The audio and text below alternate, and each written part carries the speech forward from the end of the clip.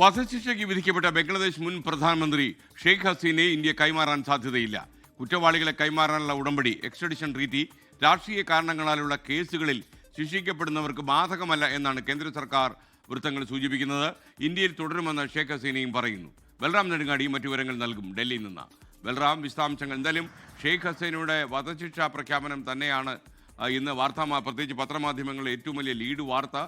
ലോകം തന്നെ ഈ വാർത്ത ശ്രദ്ധിച്ചിട്ടുണ്ട്. പക്ഷേ ഈ കുറ്റവാളികളെ കൈമാറ്റം ചെയ്യുന്ന വകുപ്പ് അനുസരിച്ച് അവരെ ഇപ്പോൾ തൽക്കാലം ഇന്ത്യക്ക് വിട്ടുകൊടുക്കാനും കഴിയില്ല. Very good morning S K N.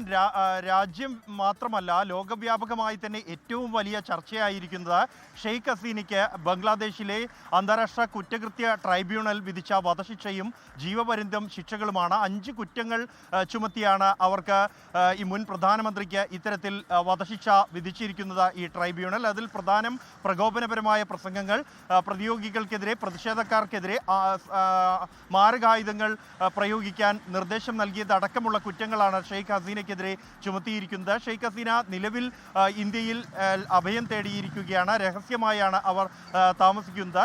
ഈ ഉത്തരവ് പുറത്തു വന്നെങ്കിലും ഉടൻ തന്നെ ഒരു കൈമാറ്റം ഉണ്ടാകില്ല എന്നാണ് നമുക്ക് ലഭ്യമാകുന്ന സൂചന. ഈ ഉത്തരവ് വന്നതിന് പിന്നാലെ തന്നെ ഇന്ത്യ ഇതിനോട് പ്രതികരിച്ചിരുന്നു. വിദേശകാര്യ മന്ത്രാലയം പ്രതികരിച്ചിരുന്നത് അയൽരാജ്യം എന്ന രീതിയിൽ ബംഗ്ലാദേശിൻ്റെ ക്രമസമാധാനം അടക്കമുള്ള വിഷയങ്ങൾ സംരക്ഷിക്കപ്പെടുന്ന എന്നുള്ളതാണ്.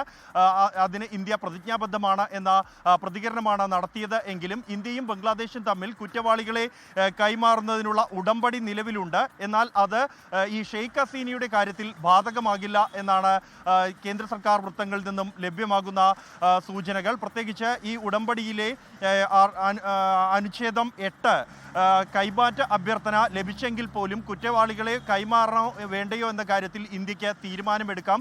പ്രത്യേകിച്ച് അത് രാഷ്ട്രീയ തടവുകാരുടെ കാര്യത്തിൽ അല്ലെങ്കിൽ രാഷ്ട്രീയ കുറ്റവാളികളുടെ കാര്യത്തിൽ, സൈനിക കുറ്റവാളികളുടെ കാര്യത്തിലും അത്തരത്തിൽ ഇന്ത്യക്ക് തീരുമാനമെടുക്കാം എന്നുള്ളതാണ്. നീതിയുടെ താല്പര്യങ്ങൾക്കായി നല്ല വിശ്വാസത്തിൽ ഈ കുറ്റകൃത്യം തെളിയിക്കപ്പെട്ട എങ്കിൽ മാത്രമായിരിക്കും ഇത്തരത്തിൽ കൈമാറാൻ ഇന്ത്യക്ക് ബാധ്യതയുള്ളത്. അത് ഇന്ത്യക്ക് ഇക്കാര്യത്തിൽ തീരുമാനമെടുക്കാൻ കഴിയും. പ്രത്യേകിച്ച് ഈ വിധിക്ക് പിന്നാലെ തന്നെ ബംഗ്ലാദേശിൽ പലയിടത്തും അതിരൂക്ഷമായ സംഘർഷം ഉണ്ടായിട്ടുണ്ട്. ഷെയ്ഖ് ഹസീനയ്ക്ക് വേണ്ടിയും പ്രതിഷേധക്കാർ തെരുവിലിറങ്ങുകയും അവിടെ നേരത്തെ 1.5 വർഷം മുമ്പുണ്ടായിരുന്നതിന് സമാനമായ രംഗങ്ങൾ ഇപ്പോൾ തുടരുകയും ചെയ്യുന്നുണ്ട്. അതുകൊണ്ട് തന്നെ ഷെയ്ഖ് ഹസീനയുടെ കൈമാറ്റം ഉടൻ ഉണ്ടാകില്ല എന്ന് തന്നെയാണ് ലഭ്യമാകുന്ന സൂചനകൾ വ്യക്തമാക്കുന്നത്. ലോകത്തെവിടെയായാലും ഏത് സമയത്തും 24 വാർത്തകളും ഓഗ്മെന്റഡ് റിയാലിറ്റി പാക്കേജുകളും എക്സ്പ്ലെയിനറുകളും വിശദമായി കാണാൻ ഞങ്ങളുടെ യൂട്യൂബ് ചാനൽ നിങ്ങൾക്ക് സബ്സ്ക്രൈബ് ചെയ്യാം.